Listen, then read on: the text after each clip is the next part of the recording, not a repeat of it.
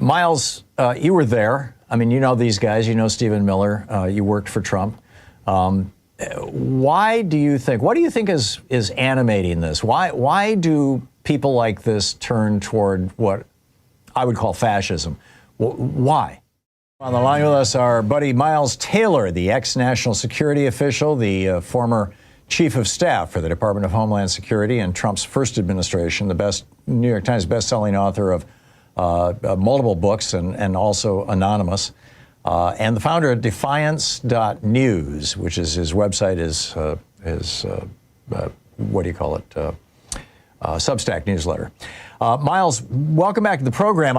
This article that you published at Defiance.news, titled "Trump Plots a Workaround to Use Terror Powers Against His Foes Have a Shield," is genuinely alarming.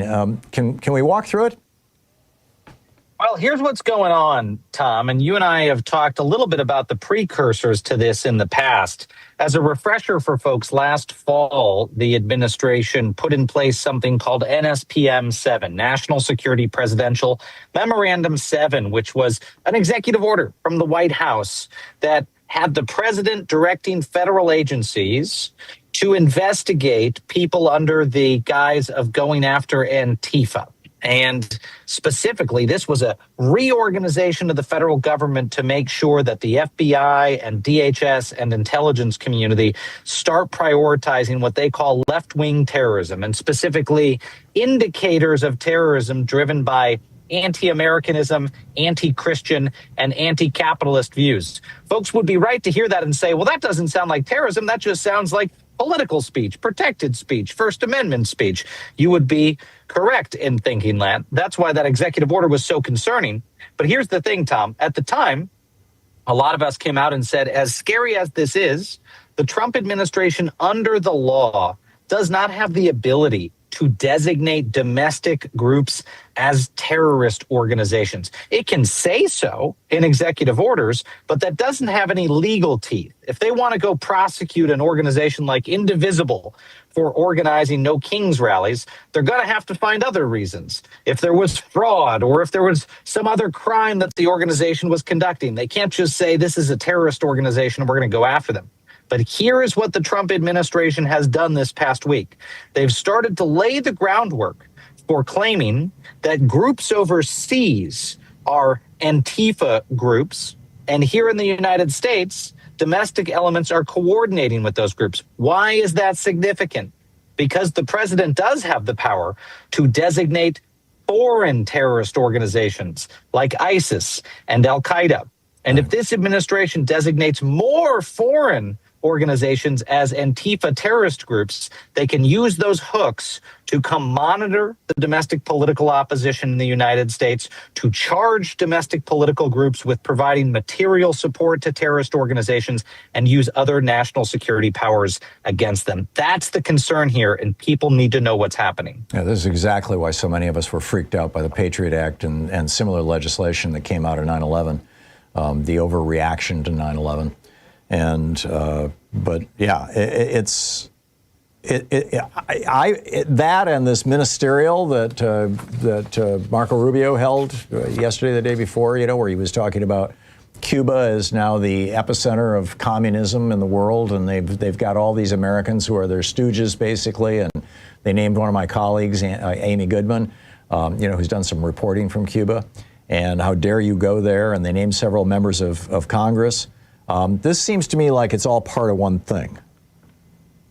Well, it is. And I think one of the reasons why they brought 66 nations together at the State Department is to try to bring some semblance of legitimacy to this effort to claim that there's a vast transnational left-wing terror network, because this administration knows that if they want to use some of these extraordinary powers and have it survive at least initial review by the courts, they've got to show that there's some foreign nexus to these plots. Now, what the administration is ginning up is obviously artificial, but it's obvious what they're trying to do here, Tom. And, I hear from a number of the countries that were at this Ministerial at the State Department Thursday and Friday, that they felt like it was a joke. It was obvious to countries what was happening here. But even still, I think it's incumbent on the American people to see this for what it is, because we are likely now to see the Trump administration try to bring charges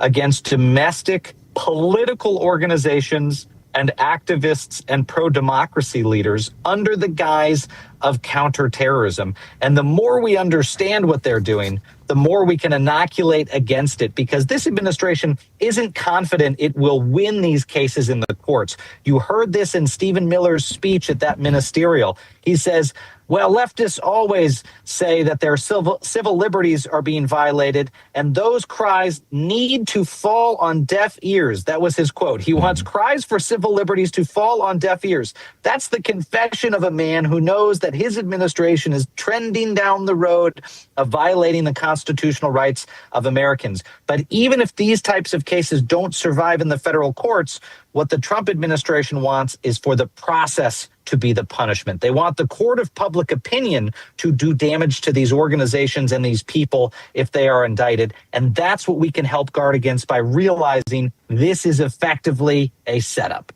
We're talking with Miles Taylor, former chief of staff for the Department of Homeland Security in the first Trump administration. Defiance.news is his website.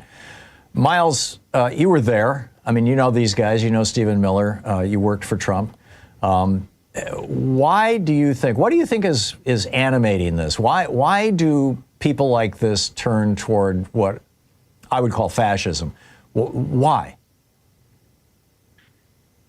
It's the eternal question, right? Why does power corrupt folks? And Lord Acton, look, I'll speak to Donald Trump. And here's really what I think it comes down to. And some folks might think this sounds too generous or maybe too much like psychoanalysis. But I really think for him, it's legacy building.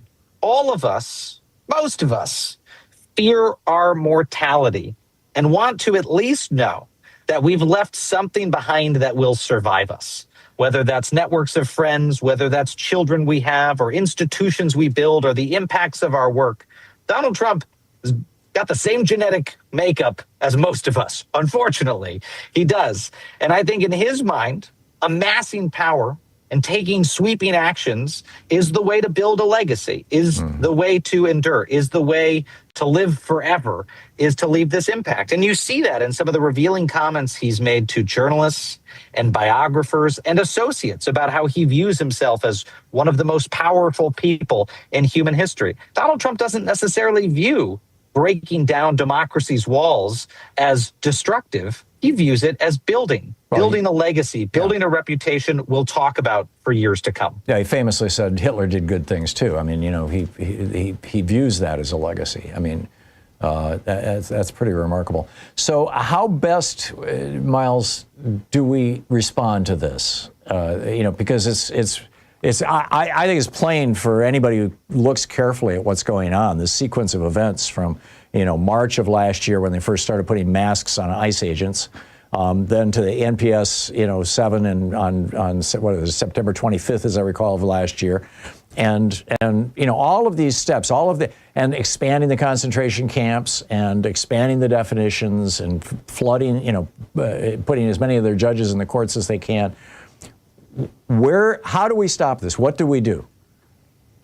I think there's a couple of different things that we can do, Tom. First and foremost, it's really important for the legal aid groups in this country to be ready for these types of claims to come out of the administration. If you could have told people before McCarthyism, hey, look, Senate committees and the federal government are going to start designating innocent Americans as people who are subversive and treasonous, what would you do? Well, you would make sure there were the structures in place to defend them legally, to push back publicly, and to make sure they were able to clear their names. That's what needs to happen. The good news is some of those things are happening.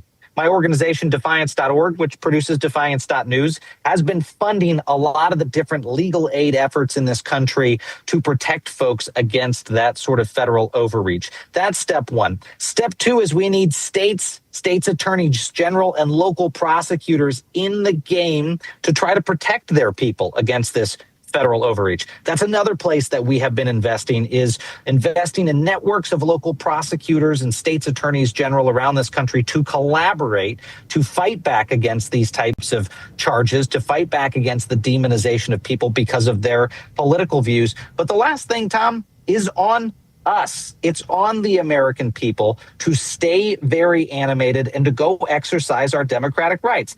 It sounds trite when people say, go vote. Yeah, we get it. Well, ultimately, that's what's going to be the biggest check on this president, is if power changes hands, especially in the Congress. And I think and suspect that the election in 2026 will have such huge turnout that it will be, in my words, too big to rig. In other words, no matter what Trump tries to do, the turnout will be so undeniable. It will be clear that the political opposition has won in this country, but we all have to make that possible. From your lips to God's ears. Miles Taylor, defiance.news, defiance.org.